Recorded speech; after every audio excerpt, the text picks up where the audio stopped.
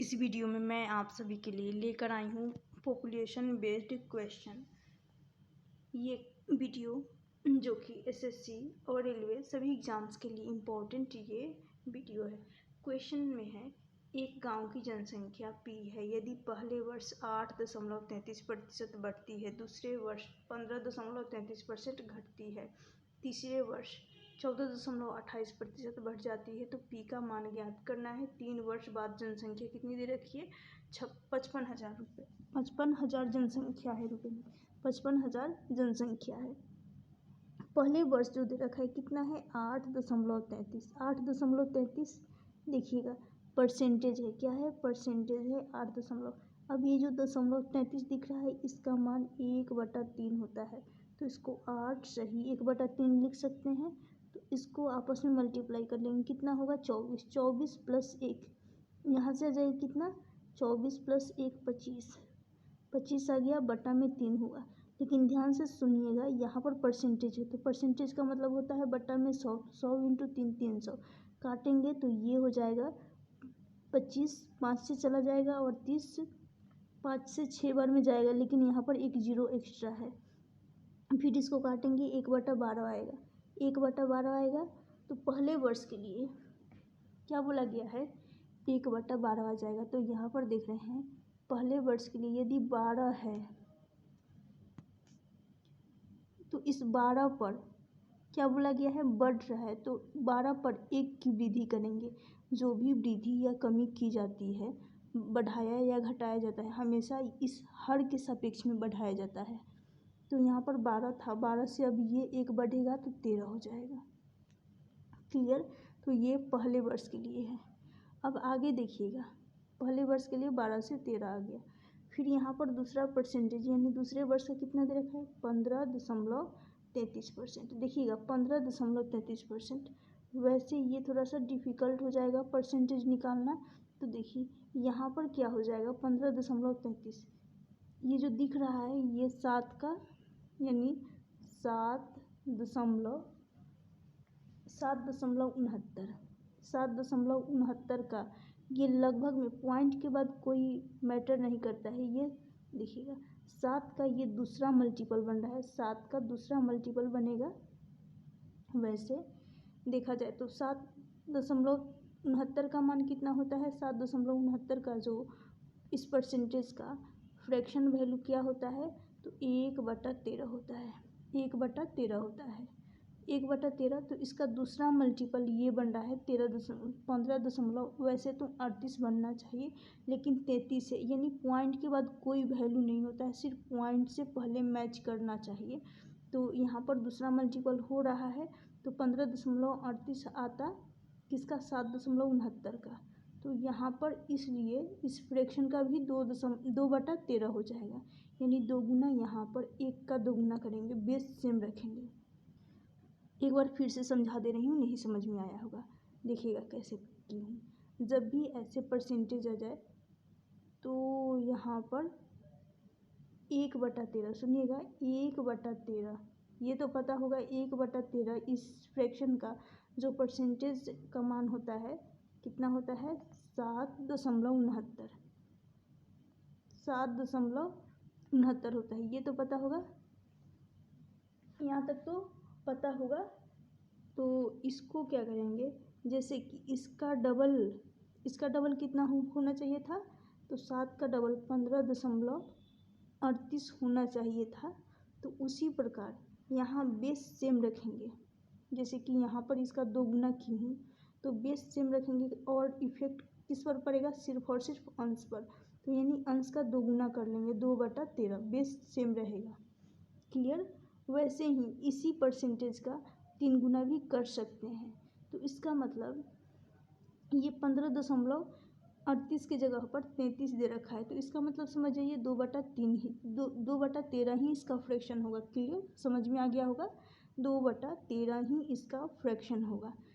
तो 1/13 7.69% का फ्रैक्शन का मान होता है। तो जैसे कि यहाँ पर हमें लेना है किसको? इस वाले को 2/13 15.33 का फ्रैक्शन वैल्यू आ जाएगा कितना? 2/13। समझ में आ गया? तो अब इसमें क्या कहा गया है, घटाया जा रहा है। तो 13 है, इस 13 पर जैसे कि 15.33%, इसका मान यहाँ से परसेंटेज, इस परसेंटेज को फ्रैक्शन में कन्वर्ट की 2/13 आया। तो जो भी वृद्धि या कमी हमेशा हर के सापेक्ष में की जाती है। तो 13 पर 2 की कमी कर देंगे तो यहाँ से 11 आएगा। अब आगे ये दूसरे वर्ष के लिए हो गया, हमें अब तीसरे वर्ष पर चलना है। तो तीसरे वर्ष का 14.28, यहाँ से कितना आएगा, इसका फ्रैक्शन वैल्यू 1/7 आएगा। तो 7 पर 14.28 का फ्रैक्शन का मान होता है 1/7। तो 7 पर 1 की वृद्धि यहाँ पर बढ़ रहा है, तो 7 पर 1 की वृद्धि करेंगे 8 हो जाएगा। कितना हो जाएगा, 8 हो जाएगा। समझ में आ गया होगा। अब चलिए, ये जो लाइन खींची हूँ, इस लाइन के ऊपर ये जो क्रॉस में 13 है और 13 क्रॉस में कट जाएगा। समझिएगा, क्रॉस में हमेशा काटा जाता है। अब इस 8 से 8 और 4 है, तो ये 4 दूनी 8, 4 से चला जाएगा 8 दो बार में, और ये 4 तिया 12, 3 से चला जाएगा 12। अब क्या बचा हुआ है, 3 × 7, यहाँ से 21 आएगा, मल्टीप्लाई करेंगे और इसको सीधे मल्टीप्लाई कर लेंगे तो यहाँ से 22 आ जाएगा। क्लियर। तो ये रहा पहले, और ये 3 वर्ष पहले और ये 3 वर्ष बाद का है। सुनिएगा, ये 3 वर्ष पहले का मान है और ये 3 वर्ष बाद का मान निकल कर आ गया है। और यही दे रखा है 3 वर्ष बाद गांव की जनसंख्या। तो क्या मैं इस 22 को, किसको देखिएगा, 22 को इसके बराबर करूँगी, 55,000 के बराबर कर लूँगी। यही तो दे रखा है। तो इसको 22 को 11 से काटूंगी, 11 दूनी 22, दो बार में जाएगा, और इसको 11 × 5 = 55, 5 बार में जा रहा है, और एक 3 0 और लग जाएगा। फिर इस 2 से 50, 25 दूनी 50, फिर 2 0 और लग जाएगा। यानी एक रेशियो का मान कितना आ जाएगा, एक तरह से रेशियो समझिए, एक रेशियो का मान 2500 आ गया है। क्या पूछा गया है, पी का मान, यानी पहले इसका मान पूछा गया है, पहले वाले का मान पूछा गया है।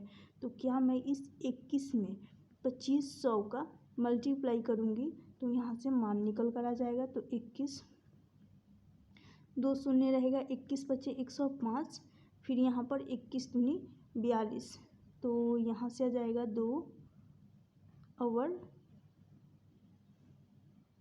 5, यानी 52,500। ऑप्शन डी होगा इस क्वेश्चन का करेक्ट आंसर। समझ में आ गया होगा, एक एक स्टेप अच्छे से क्लियर की हूँ।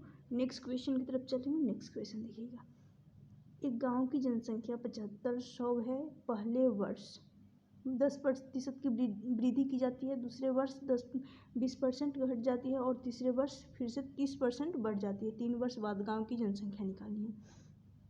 पहले वर्ष 10%, इसका 10/100 करेंगे, 1/10 होगा। तो यानी यहाँ पर देखिएगा 10 था, 10 पर 1 की वृद्धि करेंगे तो 11 होगा।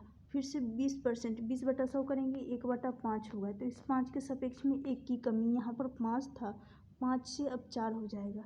फिर तीसरे वर्ष तो 30% है, 30% को यदि फ्रैक्शन में बदलेंगे, 30% है तो बटा में 100 आएगा, शून्य से शून्य चला जाएगा, यानी 3/10 बचा। क्या बचा, 3/10।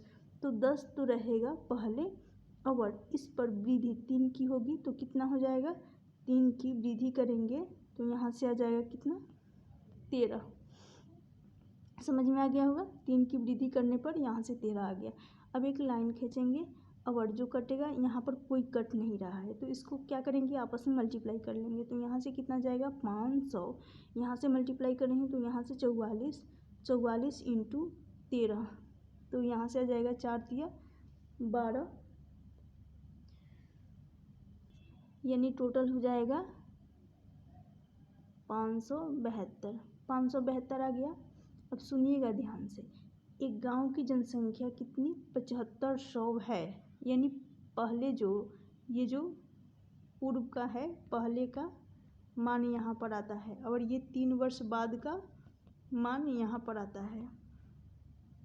तो यही 500, यानी ये जो 500 है किसके बराबर कर लेंगे, पहले जो 7500 जनसंख्या है उसके बराबर करेंगे। 5 से 75 15 बार में चला जाएगा, 2 शून्य से 2 शून्य चले जाएंगे, यानी 1 का मान 15 आ गया। जब 1 का मान 15 आ गया है, 3 वर्ष बाद की जनसंख्या, तो 3 वर्ष बाद कितना है, यहाँ पर 572 है, तो इसमें 15 का मल्टीप्लाई कर लेंगे। इसमें जो 572 का 15 के साथ मल्टीप्लाई कर देती हूँ, तो यहाँ से आ जाएगा कितना,